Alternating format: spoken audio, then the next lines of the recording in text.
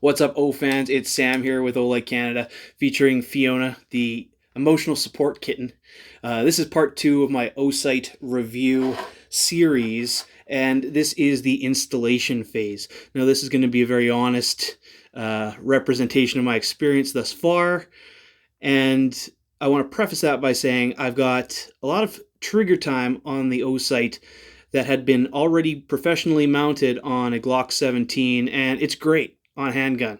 Works great, has all the features you'd want, and I can wholeheartedly recommend the O-Site for your handgun. Now, I'm a long gun guy, and my experience mounting on the long gun has not been simple, but I'm sure we can overcome that.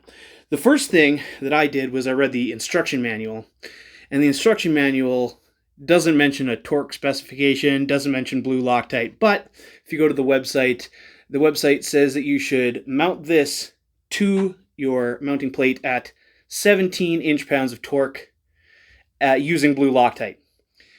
So, first thing I went out and did was I bought a torque screwdriver, which is a very expensive little instrument, which is unfortunately not completely suitable for the O-Site, so don't buy one of these. The bits are not the right size, and the thickness of the spline here interferes a little bit with the hood that protects the glass. So this particular torque screwdriver is not the one you want. I'm sure another model might suffice. However, what I did learn by trying to get this thing tuned to 17 inch-pounds and screwing the screws, according to this, that's pretty damn tight. The amount that you can tighten on this thing before it trips the 17 inch-pounds trigger is about the exact same as the torque that any reasonable human being can put on this little installation tool that comes with the kit. I think she sees a mosquito or a housefly up there. She loves hunting houseflies. I don't see a housefly up there, but that's what's going on right here. Okay, so this tool, I think, unless you're going to be a real stickler for the instruction manual, is going to be all that you need to mount your O-Site. Now, I got one of these little kind of a generic RMR adapter plate from a rather generic manufacturer, and I also have another slightly smaller profile sight block. It's not quite low enough to interface or to co-witness with my peep sight. That's a whole other issue. There's one more significant issue we'll find as well. So now it does pop on there. Okay, you're done. Get. Good. If you throw this on here and then you try to use the included screws, well, wouldn't you know it, the included screws don't work with the rather generic third-party mounting plates that I got. Luckily, the plates do come with their own screws, so let's go ahead and use those screws instead. Now, these screws do not come with any blue Loctite pre-installed in them. However, most of the screws that come with the O-Site have a little dab of blue Loctite on there, and I think that's going to be sufficient for most people's usage. Now again, these damn expensive bits don't have the right one, so my Stanley toolbox is going to have to do.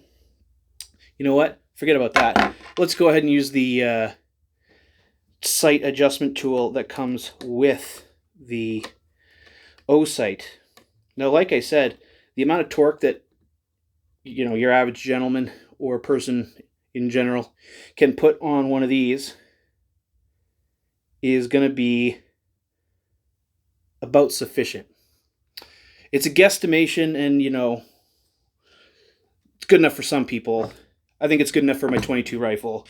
If you're going to be a stickler for the instructions, which I normally am, find a lower profile torque screwdriver, I guess.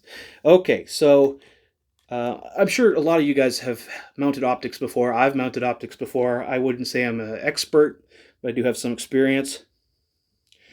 Give it what some people might call German torque. Not too loose, not too tight, but good and tight. Now, is it mounted? Is it ready to go? Probably, but let's give it a little twist on the actual mount. Now this one is recommended to tighten to 32 inch-pounds, which I've just learned is quite a bit of torque. So we're going to tighten this down about as much as I can with this handheld screwdriver.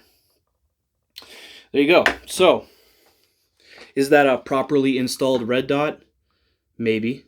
Is it sufficiently installed? I'd say yes. So, tune in for part 3, where I'm going to take this thing to the range, sight it in, and give you a few further thoughts.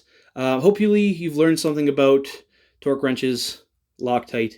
I guess there's one more topic to discuss, and I did a bit of research here earlier today. If you under-tighten it, you could lose zero. The screws could spin out. The optic could fall off under recoil.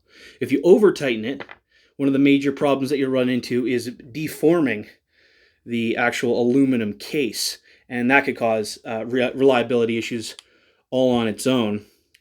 So under torque, over torque, straight to jail. But something like this is probably sufficient. So thanks for tuning in, and we'll catch you on the next one.